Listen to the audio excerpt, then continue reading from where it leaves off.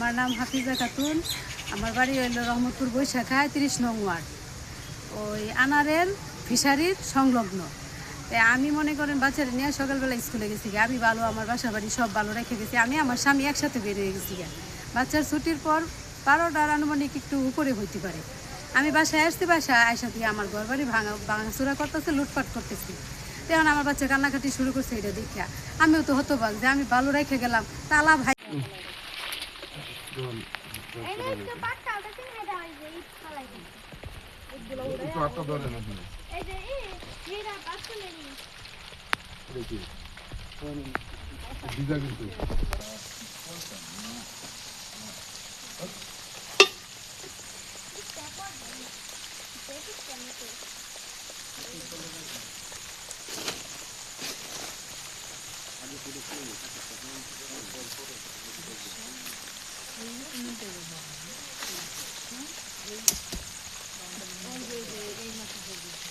আসসালামু আলাইকুম, আমি জিয়াউর রহমান, পিতা ইমাম মৃত আব্দুল সাত্তার।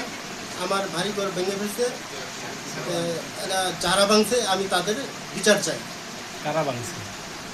এটা সম্ভবত ইপিএলের বাপে ভাঙছে, নজরুল ইসলাম আর কাজল রেখা। আর কেউ আছে? তাদের গুন্ডা কিছু লোকজন নিয়ে হামলা করছে। এই জায়গাটা কি আপনাদের পৈতৃক সূত্রে পাওয়া? হ্যাঁ, এই জায়গাটা আমার বাপে কিনে এবং আমাদের নামে লিখেছে, 7 পাশে কবরস্থান। দুনিয়াত রাখবো রোডের ভূত, দুনিয়াত নিরাশ করে সোয়ালের বাচ্চা। কারে গালিটা দিছ সোয়ালের বাচ্চা?